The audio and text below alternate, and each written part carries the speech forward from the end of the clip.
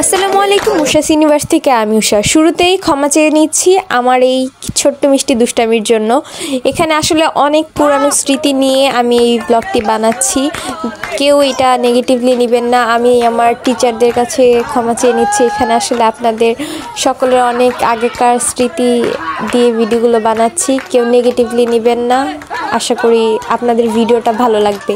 এই ভিডিওটা অনেক আগের আমাদের এক ক্যাম্পিংয়ের ভিডিও, সবাই এটা মজার ছলেই করেছে, কেউ এটা সিরিয়াসলি নেবেন না, নেগেটিভলি নেবেন না। সালটা ছিল 2022, 26শে মার্চ আমাদের একটা ক্যাম্পিং অনুষ্ঠিত হয়। সেই ক্যাম্পিংয়ের ভিডিওটি আমি এডিট করে ছাড়ছি, অনেক কষ্ট করে অনেকজনের কাছ থেকে কালেক্ট করে নিয়ে এসেছি।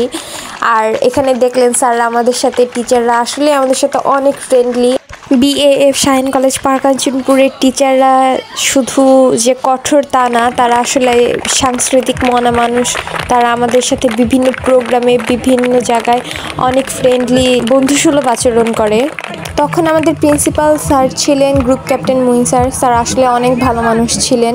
আমাদের আসলে স্কাউটের সকল প্রোগ্রাম, সকল মিটিং সবই অফ ছিল। তো রিকোয়েস্ট করে, আসলে কোভিডের পর আমাদের স্কাউটের সেরকম কোনো কার্যক্রম হতো না, তো স্যারকে রিকোয়েস্ট করে দীক্ষার একটা ব্যবস্থা করা হয়। আমরা অনেকেই দীক্ষা ছাড়া ছিলাম, তারা দীক্ষা নেই। দেন আমরা একটা ক্যাম্পিংয়ের আলোচনা করি আর স্যার আমাদের সাথে রাজি হয়। দেন আমরা 25শে মার্চ থেকে 26শে মার্চ 2 দিনের একটা ক্যাম্পিং করি।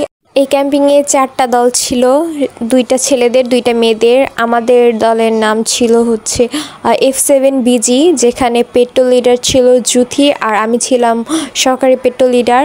আর একটা ছেলেদের গ্রুপ ছিল, ওই গ্রুপে আমার ভাইও ছিল, এই জন্য ওই গ্রুপের নামটা আমার মনে আছে। ওই গ্রুপের নাম ছিল সম্ভবত ইয়াক 33 ছিল। আর সব মিলিয়ে গ্যাজেট বানানো নিয়ে, ক্যাম্পিংয়ের সব কিছু নিয়ে মূলত আমাদের যে টিমটা ছিল F7BG, সেই উপদল প্রথম হয়। আর আমাদের যে হাইকিং ছিল সেখানে আমরা আর আমাদের ভাইয়ের যে টিম, ওই 2টা টিম যৌথভাবে দ্বিতীয় হই। যাক, আলহামদুলিল্লাহ আমাদের ক্যাম্পিংটা অনেক ভালো ছিল। এখন আমি আমাদের সেই ক্যাম্পিংয়ের কিছু ছবি যুক্ত করে দিচ্ছি। আশা করি আমরা যারা ক্যাম্পিংয়ে ছিলাম তাদের এই ছবিগুলো দেখে ভালো লাগবে। আমরা সবাই ওই দিনগুলো অনেক মিস করি। ওই সব দিন আর কখনোই হয়তো বা ফিরে আসবে না। যাই হোক, এই ভিডিওটা রেখে দিলাম যেন আরও 3-4 বছর পরে দেখলে সেই দিনগুলো স্মৃতিচারণ করতে পারি। যাই হোক, আজকে আমার ভিডিওটা এই পর্যন্তই। সবাই ভালো থাকবেন।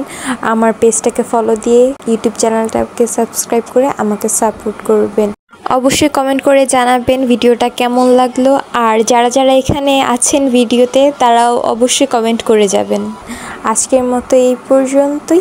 আল্লাহ হাফেজ।